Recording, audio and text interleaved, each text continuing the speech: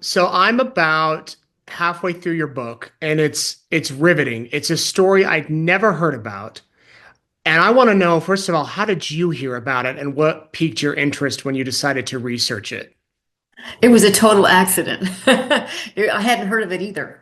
So I was looking at a totally different case that was kind of a really bizarre, kind of your typical monster case where, it's a crazy, wild, weird defendant who's got, nothing going on in terms of anything legally interesting, but fascinating freak show kind of thing. And I thought, this is really not enough to write a book about. Right. And I wanted to be able to address issues that are still evergreen, have current resonance, but did then too. And then it was a total accident looking, she was a footnote. Barbara Graham was a footnote on this page. Huh. And what about her? And she was apparently someone who had been sentenced to death. Started to look into it. And as I looked into it, I saw more and more things that were familiar to me, like the prosecutor who handled her case was someone who was an icon in the DA's office in Los Angeles. Everybody knew J. Miller Levy. He was like the guy. He handled some of the biggest, most famous cases in California in that time. And I was excited to see my icon in action, to actually be able to get the trial transcripts and read what happened in the case. And then all of the story that came with Barbara herself, her hard knock life, the kind of upbringing she had, the reason she landed with the guys that she did who wound up pulling her into this heinous crime. All of it became fascinating, but also a study in many, many issues that are still current. So it was just an accident, I got lucky. What an accident. And I found it fascinating that um, in the beginning, there were some roadblocks. You weren't even sure if you were going to be able to get all of the court transcripts, and you had to go down to the courthouse and ask for them. And I mean, weren't you running into many obstacles that this book may not have even been possible? Oh, I was sure it wasn't going to be possible for the longest time. And I was really like, everything was a heart pounder. So initially, I didn't even really know where to look, to be honest, because it's 70 years old. Where do you find the transcripts? I mean, I handle appellate work. That's what I do. I do court appointed appeals for the indigent. Once you're convicted of a felony, you're entitled to a direct appeal to the Court of Appeals. I think most states have the same thing. But defendants, once they're convicted, don't have money.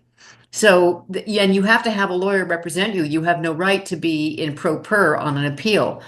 So the state pays for it.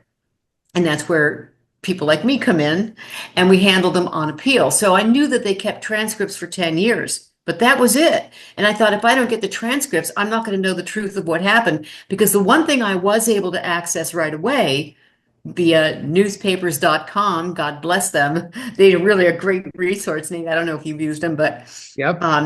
yep, I had a feeling. The only problem I have is their search engine is so buggy that an article you find today may not be found tomorrow. Oh, So whatever you get, save, save, save. you know, it's funny. I met the creators of newspapers.com at CrimeCon last year. And they had a booth there. And so it's anyway, fascinating side note that you say that. Now we use it. We do a weekly column called Looking Back. So you were able to find the media accounts of what was happening, but not the official court transcript, which is what you want, because that's the record. Yeah, that's the truth of what really went on. And the one thing that I was able to see, and thank you to the guys of newspapers.com because they provided all of this incredible coverage. And it was covered constantly. It was covered on at multiple times a day and nationwide. So especially in Los Angeles, morning, noon, and night, there were competing publications that came out, and a lot of them tabloid coverage about the trial. And they went after Barbara as the focal point constantly. They discussed everything. They described her hair, her makeup, her clothing, every move she made, every breath she took. It was the most salient part of the trial for the newspaper coverage because here was a beautiful young woman charged with a heinous crime, very unusual. And she sat between these two beasts of men, I mean, that were described alternately as a hulking brute and a weasel-faced rat face. And they were. And they looked like exactly the kind of thugs that they were. And in the middle of them sat this beautiful young woman. So the juxtaposition, Beauty and the Beast, was in itself compelling. But it also was very clear to me that I wasn't necessarily getting the truth about what was happening because they were so anxious to grab eyes, and there was such this constant competition to be the most lurid, to be the most sensational, that there was very little that you could rely on in reading them. And they were almost inconsistent. Like one paper would say she was a redhead, another said she was a blonde, another said she was brunette. I mean, it was crazy. So I realized very quickly I can't rely on this. And the only book that had been really devoted to this case was written back in 1961 in collaboration with the prosecution. Very slim volume, and it was written by one of the tabloid reporters. And I could tell just by logic and knowing how cases work and how police work, I could tell that this was large. There was a whole bunch of inaccuracies and flat out falsehoods in it. So that wasn't reliable either. There was one book that had a piece of the case in it, did not go into the trial, but was an excellent book that looked at the death penalty for various women. And Barbara was a part of that, called Proof of Guilt by Kathleen Cairns. And that was wonderful. And Kathleen Cairns was a great help to me in suggesting I go to the state archives. But initially, I went to the courthouse in the archives in Los Angeles. I didn't know it, but behind the building I worked in, which was on Temple Street, the LADA's office downtown, behind it and subterranean was where all of the archives were kept. And so I had to go there, and it was a trippy thing. This cavernous place with files stacked from floor to ceiling. And when I say ceiling, I'm talking 25-foot ceiling. It's crazy.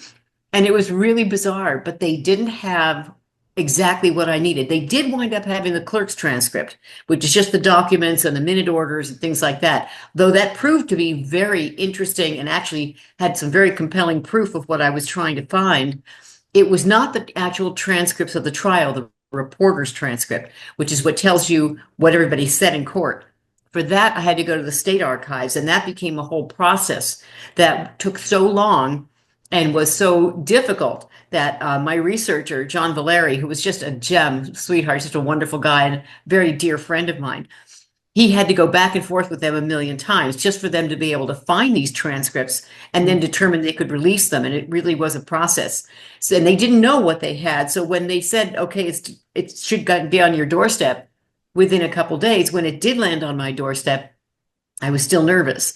And I saw these boxes, and they looked about the right size for the length of trial it was. It would be, I knew, thousands of pages, and it was, but I wasn't sure.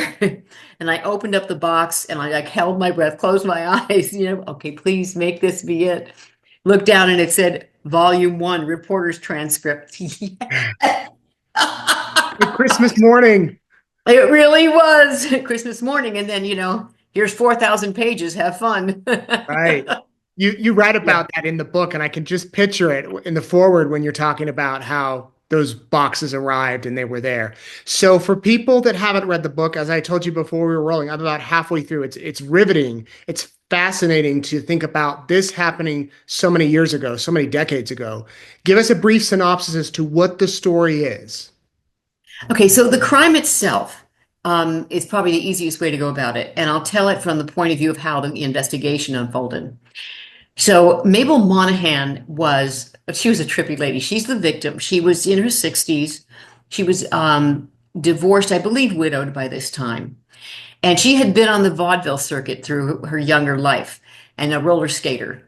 And so she hit the vaudeville circuit and was in a troupe that toured the country. And that's how she met her husband, who was a at least a nationwide renowned ice skater and roller skater. And they became a dynamic duo. And there was this mock-up of them doing one of their stunts where he's skating and holding on to her, a rope between them, each in between their teeth, and she's spinning around his head. It's amazing. Quite a show that they put on.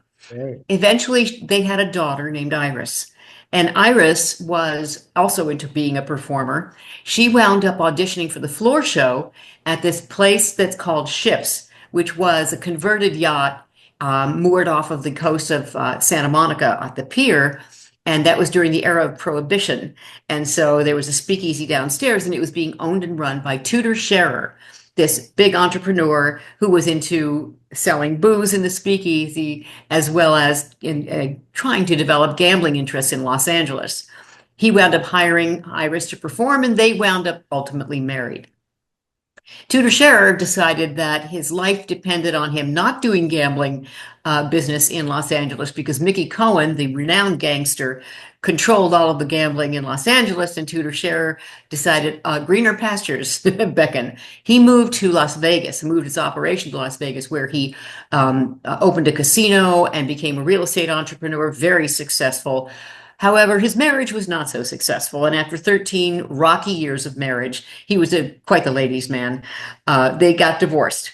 He was very generous in the divorce with Iris and gave her lots of money, jewelry, etc., and gave her the house they owned in Burbank.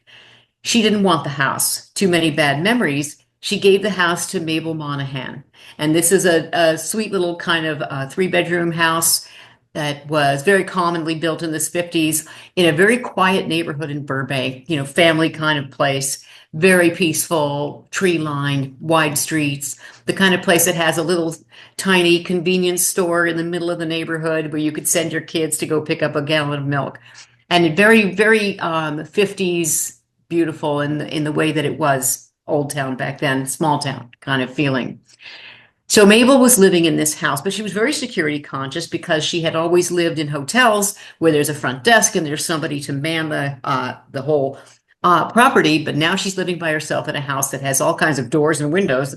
So she was very security conscious, kept everything locked up.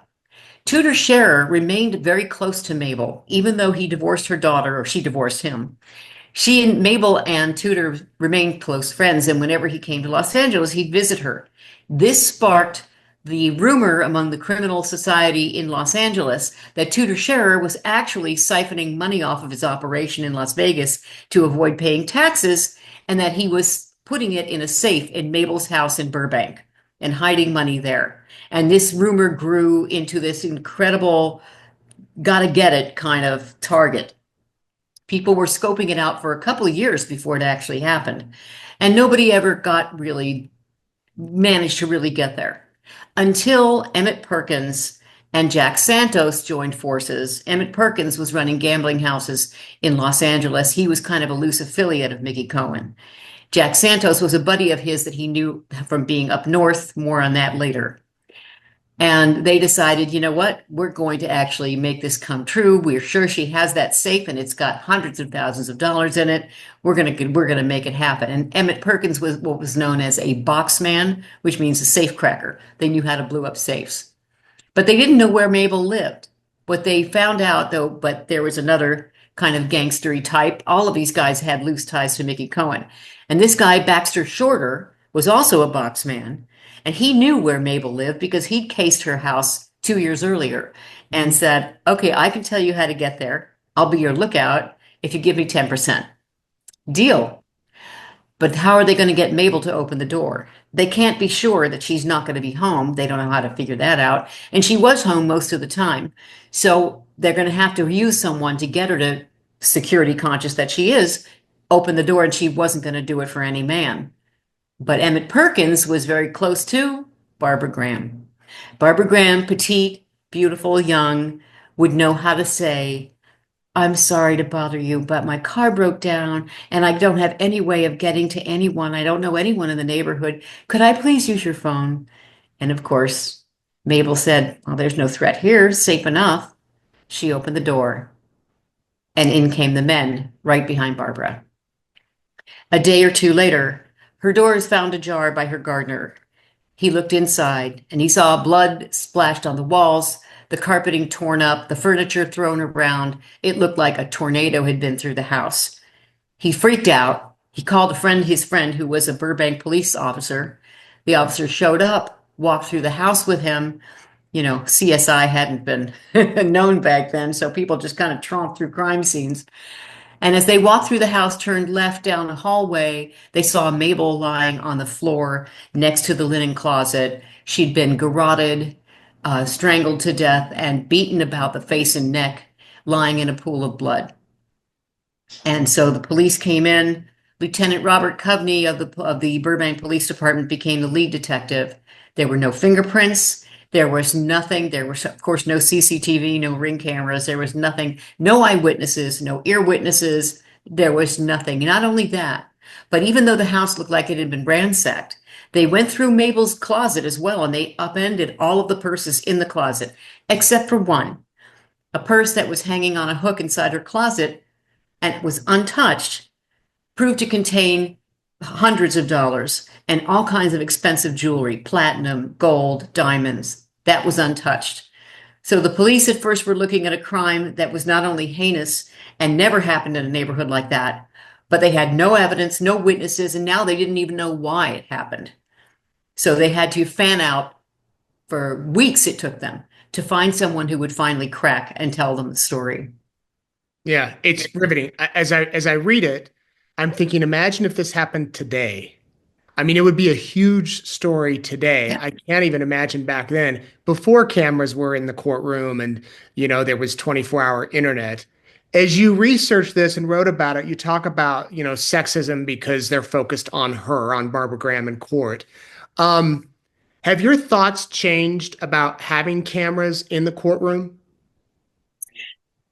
I've always been of two minds about this. In the immediate aftermath of Simpson, I had been very opposed to it because it was so badly abused. But actually, it was Fred Goldman who said, "Yeah, but if you didn't have cameras in the courtroom, no one would know. All of the evidence that you amassed against him, no one would be aware, really, or many fewer would be aware of just how powerful the case really was." He was right. The problem is that you need a judge who knows how to control the cameras in the courtroom, who knows how to put limits and guardrails on it so that you're not disseminating stuff that the jury should never hear.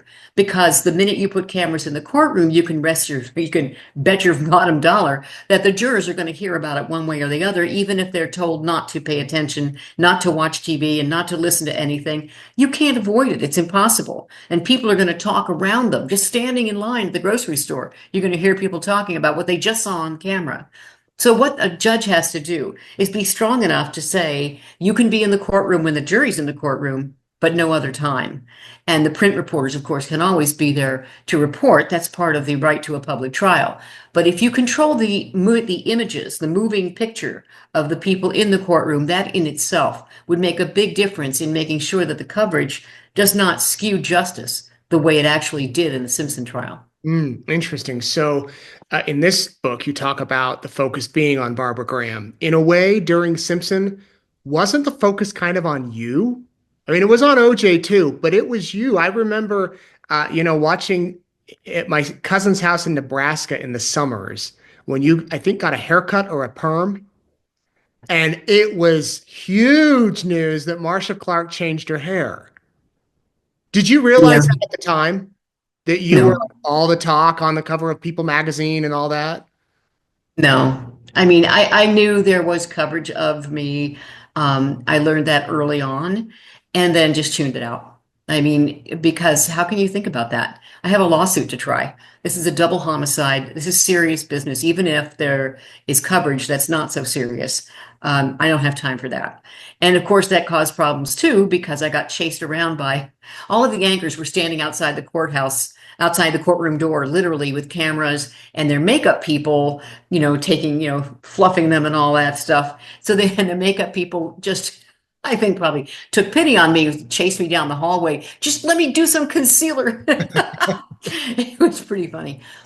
And then it became like, leave me alone, leave me alone. I think people back then were not aware that women were trying these lawsuits, homicides constantly. It was not a rare thing, but because it hadn't been on camera, it was a rare thing, I think, for most people in America to see a woman leading the charge in a case like that. So that kind of got more attention than it really should have, unfortunately. Do you get tired of talking about Simpson? Oh, yeah. Yeah. Yeah. I mean, there's not much more to say. You saw what you saw, you read what you read. At this point, people's opinions are pretty well formed. There's nothing really that I can say today that I haven't said many times before, and others have said as well. Yeah. So, Do you, I mean, because if there's nothing new, right. If it was tried today, do you think it would be different, knowing where society's at versus the mid 90s? probably. Yeah, I think so. I mean, don't forget, every case happens in the context of society and all of the cultural winds that are blowing, as well as all of the politics and everything that's happening at that time. Barbara took place in the 50s when women were supposed to be really basically barefoot and pregnant. And if they're married, in high heels and bouffant hair, perfection all the time, ready to hand the husband the martini and have his dinner on the table as soon as he came home. It was a different era, and women were judged accordingly. So a woman who was involved in something, a crime as heinous as a robbery murder, where the victim was so completely innocent, an elderly woman, was a complete upending of every kind of every ideal of a woman, plus every notion of a woman. And then if a woman is involved in something like this, they would expect her to look to look ashamed, embarrassed, chastened. She didn't. Barbara was dressed to the nine, dressed, in a skirt suit that was form-fitting, but that was the style, with high heels, also the style, and makeup, with her hair in a bun. She looked great. But of course she got slammed for that too, as one of the press called her looking more like a showgirl than a defendant. Well, what do you want her to look like? What they wanted her to look like was, kind of a schoolmarm, high neck blouse, no makeup, as plain as she possibly could, to look like she was ashamed of anything she might have done. Barbara, I think, was not inclined to do that. Would it have helped her? Maybe, maybe, but she was tougher than that. And that was another thing that was not acceptable for a woman back then. When she was taken on cross-examination by J. Miller Levy, she went toe-to-toe with him. She did not cave under pressure. I admired it. I thought that she held up rather well and gave as good as she got almost. But he went very low through all of his cross-examination. I've never seen more personal attacks and more underhanded tactics than I saw in Miller Levy's cross-examination of her, which was one hideous thing, and something I think that even a federal judge said was distressing to see. So, and a lot of that had to do with the fact that Levy could appeal to the men and the mores of that time about what a woman should be and what kind of case a woman was involved in. So there's no such thing as a case that stands in a vacuum. It's very much affected by the way people feel about all kinds of issues. And in Simpson, of course, we were very shortly after the Rodney King riots, where the police officers were acquitted for beating Rodney King, which led to the most violent riots of that century. And we came right after that. So that was happening as well. There were so many things that come to bear when it comes to what impacts a jury's view of a case. I did not know. I knew you'd written other books, including your memoir. I didn't know you had 9 other legal thrillers that you've done. Do you prefer fiction versus nonfiction, or do you think you'll do more nonfiction type of books like the Barbara Graham story? Yes, I do. I have one that I'm working on right now. But I also have an idea for a new series of novels with a new lead protagonist. But yeah, I had written a series based on a prosecutor, the Rachel Knight series, starting with Guilt by Association. And then I switched to the defense attorney, Samantha Brinkman, with Blood Defense. And that was really fun. So I really like, the fiction part of it is really fun because you can invent the crime, you invent the characters, you set up your whole world. But when it comes to nonfiction, it's a whole different mindset. Then you get to talk about what happened here and why it happened here and should it have happened and what went wrong, or what went right. Of course, what went wrong is much more interesting than Right. what went right. But either way, there's a certain it taps into a different mindset, each one, and I like them both. I can't choose between my children. Right. And as far as your other children, prosecuting versus defense attorney versus appellate work, what made you decide to switch from prosecuting to defending? And are you still doing defense work or mainly appellate work, which is kind of the Well, same? it is defense work, Right. right? Yeah, it is the same. Appellate work, yeah. Yeah. Appellate work well, it can be. If you, in California, the Attorney General handles the prosecution side. They're the respondent in criminal appeals. So you can do that, or you can do this way, which is I get to work as an independent contractor handling criminal appeals for the defendant. Um, To me, it's kind of whether you're a prosecutor or a defense attorney, especially looking at it from the perspective of an appellate lawyer, you're always kind of looking for justice. I call the job kind of being an error catcher.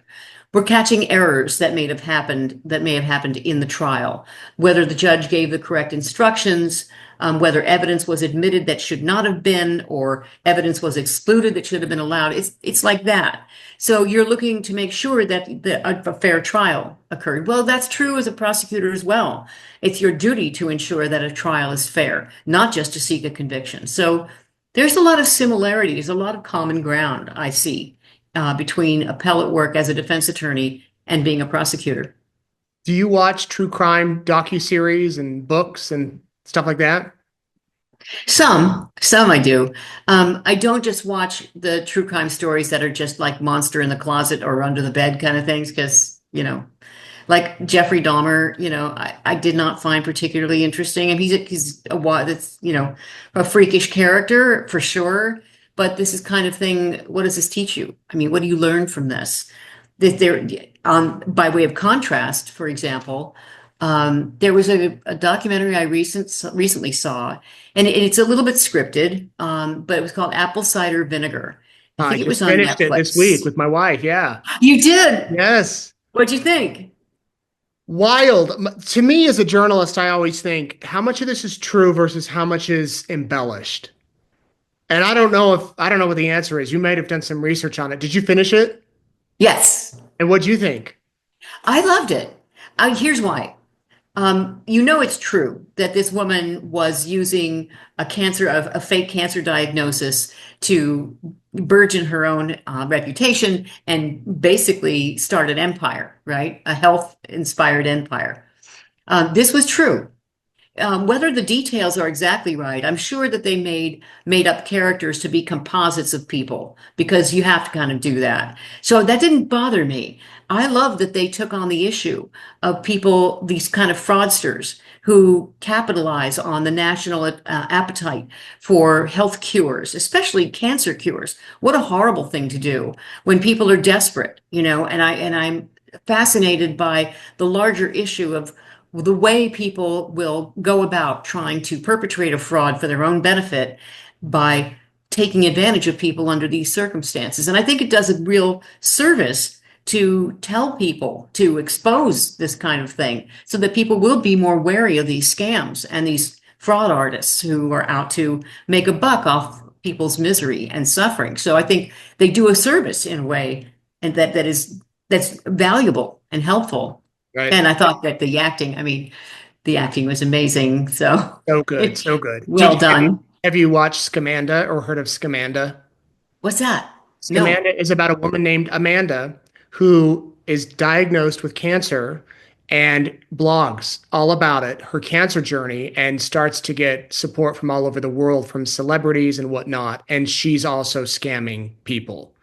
And the docuseries is about the journalist that kind of uncovers it and how the attorney general is able to eventually charge her and arrest her. And now she's in prison, but she gets out this year. But that's another one that has very similar feelings to Apple Cider Vinegar. And it just came out on Hulu these past few weeks. So that's another one that's similar. Did you like it? It's pretty good. I was able to interview the creator of it, the people that came out with it, and it has a different feel than Apple Cider Vinegar. Both were very good, though. For people watching, Marcia, who might, let me rephrase that. When you watch these shows, or when you see the public's obsession with true crime, what do you think is the biggest misconception? Like, what do you wish people knew when they're consuming this type of stuff, this type of content? Hmm. I think it depends on the kind of true crime they're watching. If they're looking at the depiction of a trial, be very careful about what you believe because it's really easy to misrepresent the way a case has been tried by both the prosecutor and the defense. So be wary of the auspices in terms of whether these filmmakers really tried to tell the truth about what happened versus putting a spin on things. We've heard, or at least I have heard, I bet you have too, because you're a journalist. Remember The Making of a Murderer?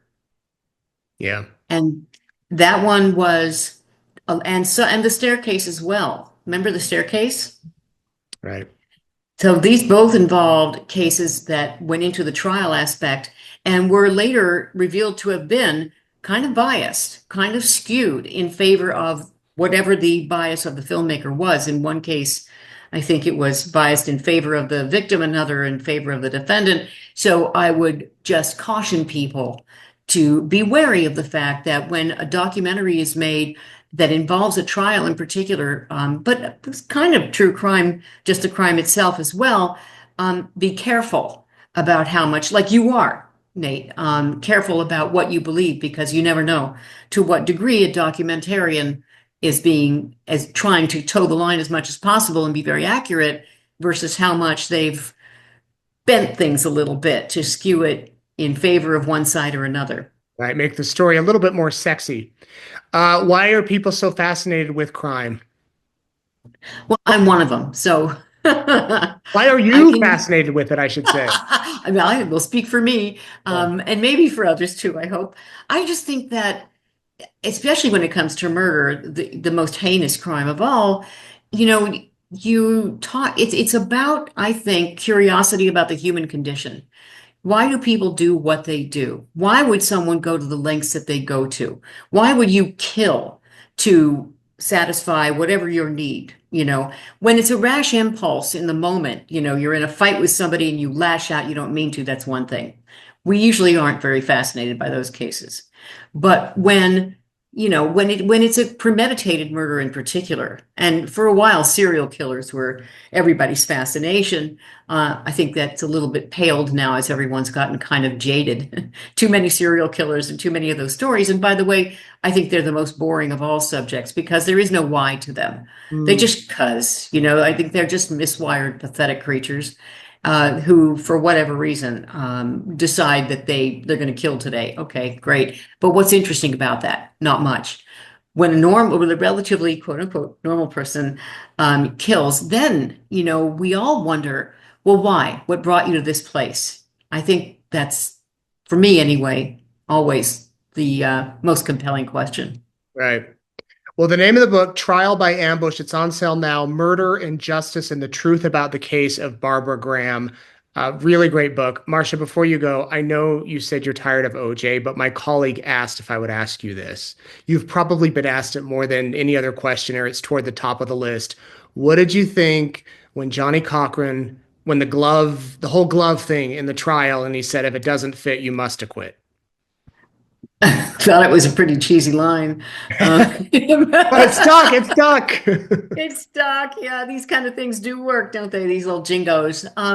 Yeah, I just thought, look, I mean, if the jury's going to go with that, we proved after the glove demonstration, which should never have happened, but we proved why it did fit and why the actual glove itself, before it had been shrunk and gone through freezing and unfreezing, et cetera, fit in perfectly.